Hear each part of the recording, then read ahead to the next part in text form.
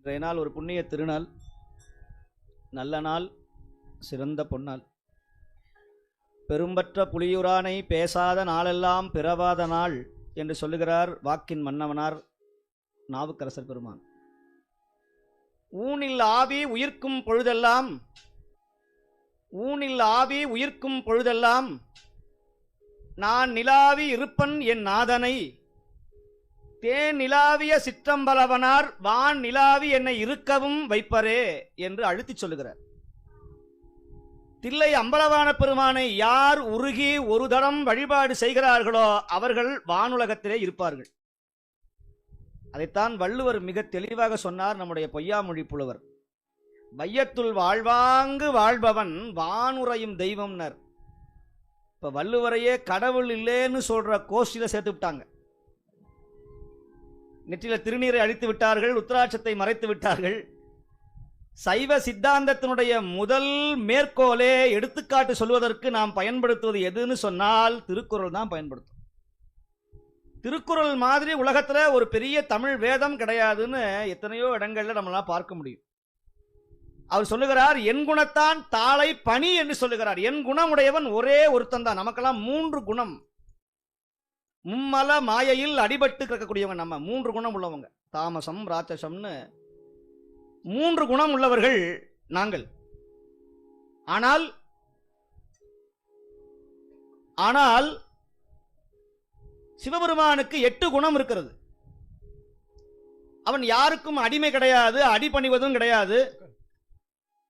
தன்வயம் உடையவன். அவனுக்கு எந்த விதமான மலங்களும் அவனை போய் சேராது.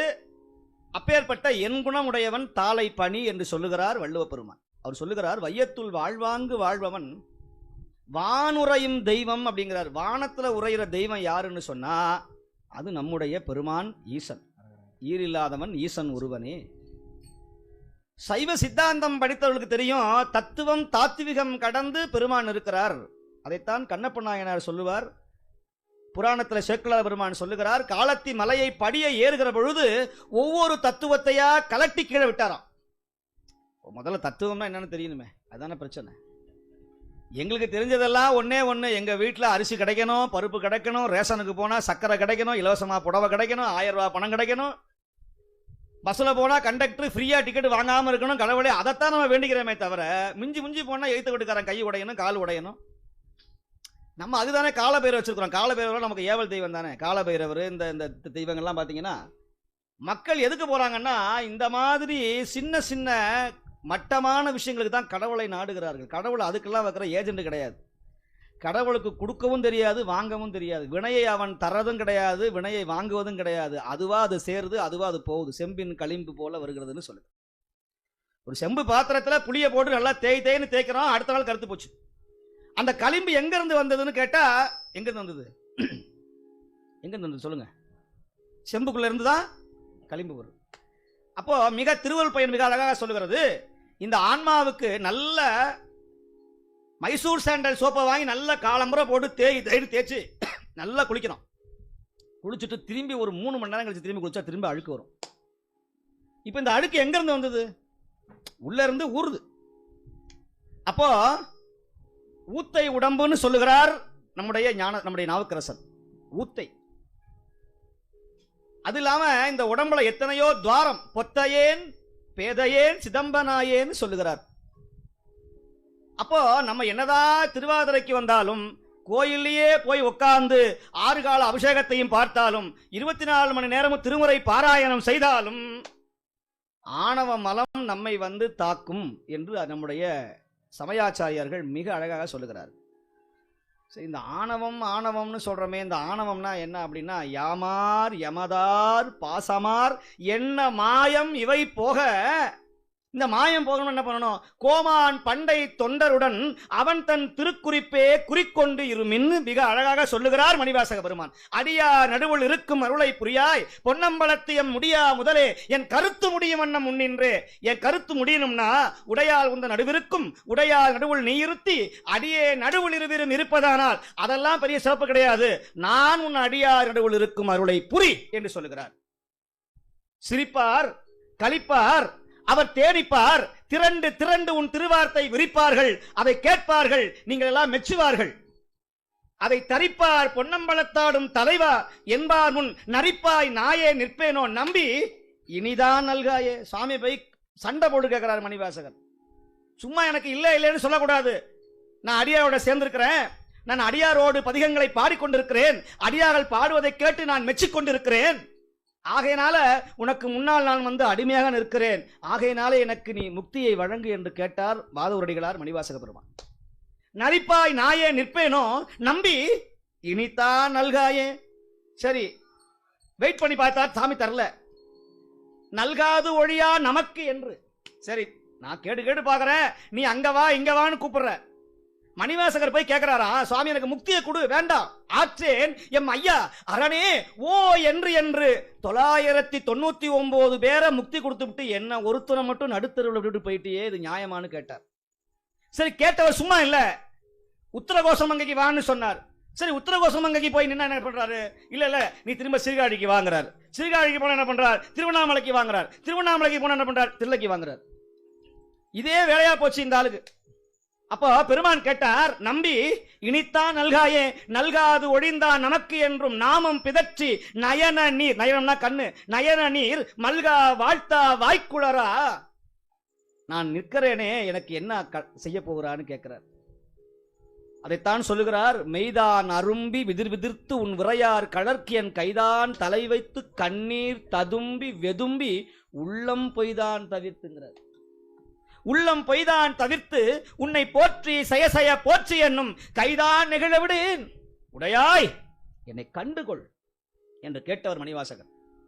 அதைத்தான் அடிகள் சொல்லுகிறார், அதைத்தான் அரசர் சொல்லுகிறார், நம்முடைய நாவுக்கரசர் சொல்லுகிறார். ஊனில் ஆவி உயிர்க்கும் பொழுதெல்லாம் நான் நிலாவி இருப்பனின் ஆதனை தேனிலாவிய சிற்றம்பலவனார் வானிலாவி இருக்கவும் வைப்பறை என்று சொன்னார். கண்ணப்ப நாயனார் காலத்தி மலையை மேல ஏறினாரா, சேக்கிழார் சொல்லுகிறார் ஒவ்வொரு தத்துவத்தையாக கடந்து போனாராம். இந்த தத்துவம்னா என்ன அப்படின்னா, நான் அடிக்கடி சொல்லுவேன், இப்போ சித்தாந்தம்னா ஒன்றும் புரியறது இல்லை, இப்போ கித்தாந்தம் தான் புரியுது எல்லாத்துக்கும். சித்தாந்தம் படிக்கிறவங்களுக்கே முதல்ல ஞானம் வரணும், அதுதான் பிரச்சனை. இப்போ சித்தாந்தம் படிக்கிறவங்களே கல்யாணம் போது கருப்பணசாமி துணைன்னு போட்டுக்கிறாங்க. சித்தாந்த ஆசிரியர் ஒருத்தர் கல்யாணம் பண்ணி கொடுத்தார், கருப்பணசாமி துணைன்னாரு. என்னைய சித்தாந்த ஆசிரியர் இருக்கிறது கருப்பணசாமி துணைன்னு போட்டிருக்கிறேன்னு கேட்டேன். இதுதான் பிரச்சனை. ஓடும் நீரினை ஓட்டை குளத்தில் மூடி வைத்திட்ட மூர்க்கனோடு ஒக்குமேனார். ஒரு அன்பர் நிறைய சிவபூஜை பண்ணிட்டு இருந்தாரு, எல்லாத்துக்கும் உபதேசம் பண்ணிட்டு இருந்தாரு. எங்கேயா போனீர் அப்படின்னு, என் தங்க பிள்ளைக்கு காது குத்துறதுக்கு போயிருந்தேன். என்னையா குலதெய்வம் அப்படி, மாடசாமி எசக்கியம்மா அப்படி இப்படின்னார். ஏயா நீ போவே கூடாதே, சென்று நாம் சிறு தெய்வம் சேர்வோம் அல்லோம். ஆனால் இது கடந்த ஒரு நிலை இருக்கு, அப்போ போகக்கூடாதுன்னு நான் சொல்லலை, அங்கெல்லாம் போகணும். ஏன்னா எல்லா இடமும் பெருமானுடைய இடம். ஆரொருவர் உள்குவார் உள்ளத்துள்ளே அபுருவாடு இருக்கின்ற அருளும் தோன்றும், ஆரொரு தெய்வம் கண்டீர் அத்தைவமாகி அங்கே மாதொரு பாகனார்த்தாம் வருவர். திருப்பதிக்கே போய் அங்கே லட்டு வாங்கணும், லையில் நின்னா கூட பெருமாளை பார்த்துட்டு நமசிவாயன்னு சொல்லிட்டு வரணும். நான் திருப்பதிக்கு போக வேணான்னு சொல்லலை, 1க்கு 2 லட்டை வாங்கிக்கிங்க கையில், வாங்கிக்கிட்டு அங்கே நின்று பெருமாளை பார்த்து கோவிந்தா கோவிந்தான்னு சொல்லாமல் ஏதாவது 2 தேவதை சொல்லிட்டு வாங்க. அவர் மகிழ்ச்சி அடைவார், அவர் ஃப்ரீயாக கொடுப்பார். யாரு? பெருமாளை. எல்லா பையனும் கோவிந்தா கோவிந்தாங்கிறான், நீ ஒருத்தந்தான்ப்பா எங்க பெருமான். ஏன்னா அவரையே யார் வச்சிருக்கா மனசுக்குள்ள, யார் நினைக்கிறா? திருவாரூர் பெருமானை மனசிலே சுமந்து கொண்டிருப்பவர் யார்? பார்க்கடல் துயில்கின்ற அந்த பரந்தாமன் திருவாரூர் பெருமானை மனசுல சுமந்து கொண்டிருக்கிறாராம். அதற்கு உதாரணம் இல்லை, இப்ப திருமால்பூர்னு சொல்றோம், திருமால் வழிபட்ட தலம். அங்க நந்திக்கு முன்னாடி யார் இருப்பான்னா மகாவிஷ்ணு தான் நிற்கிறார். நந்திய பெருமான் பின்னாடி தான் நிற்பார். ஆனால் சிவபெருமானுக்கு முன்னால் யார் நிற்கிறார் என்று சொன்னால் யார் நிற்கிறார்? மகாவிஷ்ணு முதல் அடியார். இப்போ நம்ம உள்ள சமயத்துல பேதம் வரக்கூடாது. இப்ப என்னாச்சு, இந்த 36 தத்துவம் என்ன தெரியுமா? புரியுற மாதிரி சொல்லணும்னா, இந்த அரசாங்க மருத்துவமனையில் குழந்தை பிறந்துருச்சுன்னா ஒரு 16 விதமான பொருள்லாம் ஃப்ரீயா கொடுப்பாங்க, தெரியுமா? வாங்கணும், யாரும் வாங்கினது இல்லையா? இந்த கவர்மெண்ட் ஆஸ்பத்திரியில் போய் செக்அப் பண்ணிட்டு போய் குழந்தை பிறந்ததுன்னா 16 விதமான பொருள்லாம் கொடுப்பாங்க. நம்ம இந்த துணிமணி, இந்த குழந்தைக்கு போடுற பாட்டில் பால் பூட்டிலாம் கொடுப்பாங்க. யாரும் வாங்கலன்னு நினைக்கிறேன், பரவாயில்ல. இது ஃப்ரீயாக கொடுப்பாங்க. எத்தனை பொருள்? 16 பொருள். இப்போ சுவாமி நமக்கு இந்த ஆன்மாவை ஏற்படுத்திய பொழுது, ஆன்மா எனக்கு பசு பதி பாசம் எனப்பகர் மூன்றில் பதியை போல் பசுபாசம் அனாதி, மிக தெளிவாக சொல்றார் திருமந்திரத்தில். அப்போ 36 பொருளை நமக்கெல்லாம் கிஃப்டாக கொடுத்து அனுப்புறாராம். நம்ம என்ன பண்ணணும்? 36 பொருளை இப்போ யாராவது சின்ன வயசுல நான் பால் புட்டியில் தான் குடித்தேன், இன்னமும் பத்திரமா அந்த பால் புட்டியை வச்சு தான் தினமும். இப்போ வயசு எனக்கு 52 வயசாச்சு, நான் இன்னமும் ஒரு வருஷம் சாப்பிட்ட அந்த பால் புட்டியில் தான் நான் பால் சாப்பிட்றேன்னு யாராவது இங்கே இருக்கிறாங்களா? நான் ஒரு வயசில் பேண்டிஸ் போட்டிருந்தேன், அது போடுவோம் கடைசியாக 80 வயசில் போட்டுவிடுவாங்க. 80 வயசில் படுத்த படுக்கையாக இருக்கும்போது அப்படியே குழந்தையாக மாறிடுவாங்க. அத்தனையும் எல்லாம் கஞ்சி கூழ் அப்புறம் அந்த பேண்டிஸு எல்லாம் போட்டு படுக்க வச்சுருவாங்க. அதே மாதிரி மலசலம்லாம் போகும். இந்த நிலைமையெல்லாம் வரக்கூடாதுன்னு சொல்கிறார் சிதம்பரம் சுவாமி. நோயுற்று அடராமல் நொந்து மனம் போகாமல் பாயில் கிடவாமல் பாவியேன் காயத்தை ஒரு நொடிப்பொழுதில் காயத்துள் சேர்ப்பா என் போரூரான்னு சொன்னார். உலகத்திலேயே கொடுமையான ஒரு வியாதினா சுற்றத்தார்கள் குழுவி நிற்க ஐயோ என்று அலறி அடித்துக்கொண்டு எப்பதான் இந்த ஆள் போய் சேருமோ கடவுளே, டாக்டரை கூப்பிட்டு ஏதாவது ஊசி கீசியை போட்டு தொலைங்கப்பா, வீடே துர்நாற்றமாக இருக்குதுன்னு சொல்லக்கூடாதான். இந்த நிலைமை வராம அப்படியே பெருமானை பார்க்கணும், அடியாரோட சேரணும், பதிகம் பாடணும், நம்முடைய உயிர் உடலை விட்டு பிரியணும். இந்த நிலைமை வந்தாதான் அதுதான் விதேக முக்தி என்று சொல்லுகிறார்கள் நம்முடைய பெரியவர்கள். முக்தி, கலியுக முக்தி. அது அந்த முக்திக்காக தான் எல்லாரும் பாடுபடுறோம்.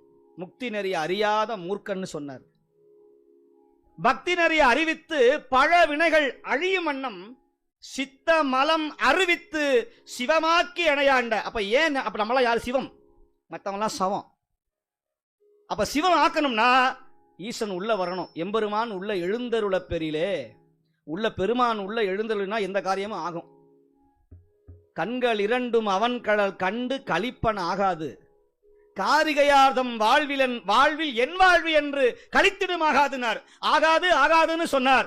எம்பெருமான் எழுந்தருளினால் அந்த காரியம் ஆகும், அந்த காரியம் ஆகும். அப்ப பெருமான் எங்க வரணும் சொல்றார். ஊனார் புகுந்தான் என் உளம் புகுந்தான் என் உயிர் கலந்தான். அப்படி கலந்தா என்ன ஆகும்? காலையில் 10 மணிக்கு 9 மணிக்கு வெண்பொங்கல் சாப்பிட்டுட்டு 9:30 மணிக்கு பாத்ரூம் போயிட்டு வந்து உக்காந்தாலும் மணி 1 மணி ஆனாலும் இன்னமும் மலசலம் போகணுங்கிற எண்ணம் வராமல் நடராஜ பெருமானுடைய அபிஷேகத்தையும் பார்த்து சோர்வில்லாமல் உட்கார்ந்துருக்கிறீங்களே, உங்களுக்காக சொல்லுகிறார். என நான் என்பது அறியேன் பகல் இரவாவது மறியேன் மனவாசகம் கடந்தான் என்னை மத்தோன் உண்மத்தனாக்கி. பைத்தியமாக்கிட்டான் அந்த சாமி. இப்ப சாமி எதுக்கு இந்த திருமஞ்சனம்? அவன் நம்முடைய கருமேனியை தீர்க்க வந்த திருமேனி உள்ளே அமர்ந்திருக்கிறது. அந்த பெருமானுக்கு இந்த உலகத்தில் இருக்கிற எல்லா பொருளையும் கொடுத்து நீ கொடுத்த பொருளை உனக்கே அர்ப்பணம் செய்கிறோங்கிறதுக்காக தான் இந்த அபிடேக வழிபாடு செய்கிறமே தவிர காசை கரியாக்குவது அல்ல. நான் கேட்கிறேன் ஒரு கேள்வி. கடவுள் இருக்கிறேன்னு சொல்லக்கூடிய நாம தான் எல்லா இடத்துலையும் அன்னதானம் போடுறோம், சாப்பாடு போடுறோம், தர்மம் செய்யறோம். கடவுள் இல்லைன்னு சொல்ற எங்கேயாவது, இந்த கடவுள் இல்லைன்னு சொல்றானே எங்கேயாவது ஒரு இடத்துல யாருக்காவது ஒருவேளை சாப்பாடு வாங்கி கொடுத்துருக்கானா? யாருக்காவது ஒருவேளை சோடா வாங்கி கொடுத்துருக்கானா மயக்கம் போட்டு விழுந்தா? நான் கேட்கிறேன், நான் மீண்டும் சொல்லுகிறேன். பெரியவர்கள் சொன்னார்கள், ஒருத்தர் ரோட்ல மயக்கம் போட்டு விழுந்தா வச்சுங்களேன், நேராக நம்ம என்ன பண்ணுவோம்? நம்முடைய சமயர்கள் நம்முடைய இந்துக்கள் என்ன பண்ணுவோம்? நேராக போய் யாரோ அவர் இஸ்லாமியரோ கிறிஸ்துவரோ என்ன ஜாதி மதம் இன மொழியெல்லாம் பார்க்க மாட்டோம். நேராக போய் ஒரு சோடா வாங்கி ஒரு தண்ணியை வாங்கி முதல்ல முகத்தில் அடித்து எழுப்பிட்டுருவோம். இதுதான் நம்முடைய பண்பாடு, நம்ம இந்திய கலாச்சாரம், நம்முடைய தமிழர் கலாச்சாரம். பார்க்கும் இடமெல்லாம் நீர்க்கமர நிறைந்தாய் பராபரமே, தொன்று தமக்கு பணி செய்து ஆளாக்கி விட்டுவிட்டார் இன்ப நிலை தானே வந்து எய்தும் பராபரமே என்று முதல்ல சொன்னவர் யாருன்னு சொன்னா நம்முடைய சைவ சமயத்தினுடைய தலைவர்கள் தான் சொன்னார்கள். நீ அடியாருக்கு தொண்டு பண்ணப்பா, அல்லார் கண்டத்து அண்டர்பிரான் அருளால் பெற்ற படிக்காசு பல்லாறு என்ற வளம்பெருக பரமனடியாரானார்கள் அப்படி சொல்லிட்டாரு. அடுத்தது எல்லாரும் எய்தி உண்கனர். அடியார் மட்டுமானு சொல்லல, குடியானவன், வயசானவன், முடியாதவன், விவசாயிகள், தொழிலாளர்கள் அத்தனை பேரும் வாங்கப்பா, நாங்க சாப்பாடு போட்டு உங்களுடைய பசியை பஞ்சத்தை தீர்க்கிறோம் என்று சொன்னவர் யார் என்று சொன்னால், கிழக்கு புறத்திலே ஞானசம்பந்தரும் மேற்கு புறத்திலே நாவுக்கரசரும் திருவிழிமலையில பஞ்சத்தை நீக்கினார்கள் நம்முடைய பரமாச்சாரியார்கள் என்று சொன்னால், நம்முடைய சமயம் தர்மத்தின் வழி நின்றது. தர்மத்தின் தயாமூல தன்மத்தின் வழி நின்ற தத்துவத்தின் நெறி நின்றான் கான் என்று தேவாரம் சொல்கிறது. தர்மம் இல்லைன்னு சொன்னா இந்த பூமி சுழலாது, இந்த பூமி சுழலாது.